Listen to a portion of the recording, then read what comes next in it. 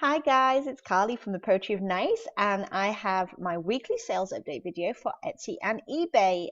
This is for the week January the 2nd through to January the 8th, so it's my most recent one. Yay, I'm all caught up.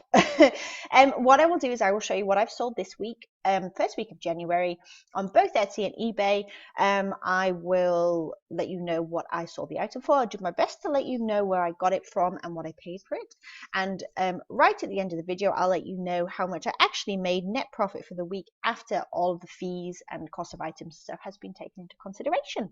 Okay, so beginning with Etsy, this sale was a latch hook kit. I paid 25 cents for this at a rummage sale not long ago. It was new and sealed. It was not a vintage item, but it was a craft supply, so I could sell it on Etsy. It just has this cool like heart rainbow smiley face, like everything vaguely 90s was kind of thrown into it, I think.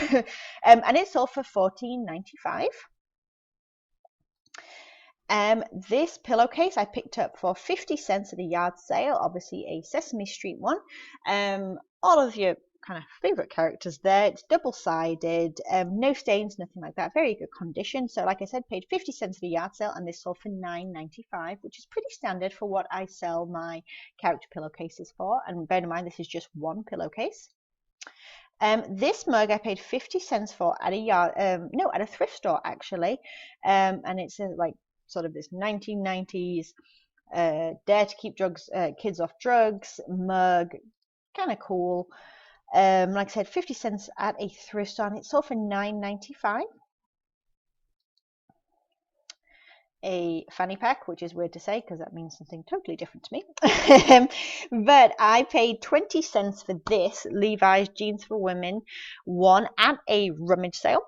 And it sold for $19.95. And this actually went to the same person that bought the Dare mug. That was just one order that they purchased 2 items from me. And what I actually did for these photographs is I stuffed it full of like carrier bags, like plastic grocery bags, because it looked terrible flat. It really needed to have its shape shown, and so you could see that like there's this extra compartment at the front that really helped to show it off. So don't be afraid to kind of stuff things like this to make them photograph just a little bit better and show off what they've got.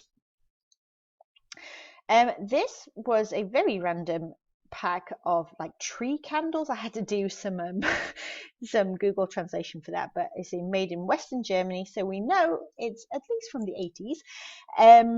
There was a few different kinds in here, which I did disclose.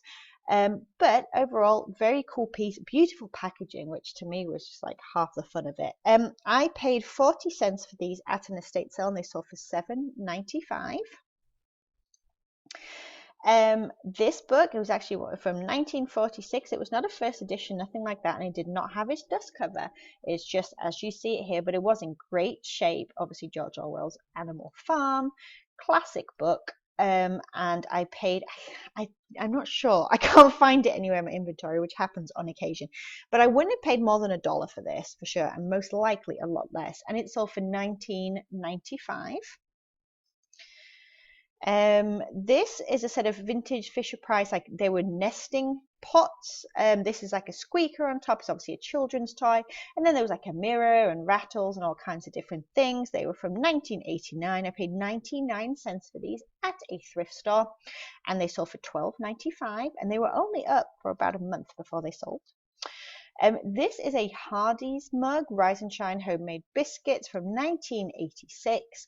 I thought this was really cool when I found it, just like the design and stuff's like super southern. You can see here I've got like southern decor, southern charm, that kind of thing in there. Actually, there's loads of them online, and I just didn't realize. I picked it up because I thought it was cool. Only cost me 25 cents, and it sold for $7.95, which is fair enough. This travel clock I paid 50 cents for at an estate sale. It kind of popped up like this. It was a winding clock. Still had all of its instructions and things like that, although there was obviously a lot of wear there to the original box. But I paid 50 cents and it sold for $9.95, which is fair enough. And the next thing, this gift wrap, I paid about 10 cents for it. Very cool with like these little blue birds and stuff on it. And it made in the USA. It was still all like sealed and whatnot. There was 2 sheets in there, and that sold for $9.95 as well. So that's it for Etsy. This Lennox ball, it took me forever to find out the pattern, but you have to work out the pattern because people obviously collect specific patterns. So this was the Windsong pattern. Lots and lots of photographs to accompany it as well. It was just one little salad bowl. It took me a while to realize it was a salad bowl as well. But the information is out there if you do your research. I actually paid 5 cents for this at a rummage sale, so next to nothing, and I took a best offer of $35 with buyer paying shipping. This Bible, it was the Key Bible, is what it said. And I got this for free again at a rummage sale. Definitely a little bit of wear to it and the spine and stuff, but a cool piece nonetheless. So like I said, it was free. Buyer paid $19.99 plus shipping for it. This Bible was a large Bible, like it was heavy. This thing weighed like 9 pounds. It was a big one. Beautiful illustrations. Then all of these like whatever you call it, this like lovely paper and stuff that kind of keeps these illustrations as nice as possible. Just absolutely a gorgeous piece. I could not work out how old it was, but it was definitely an older piece.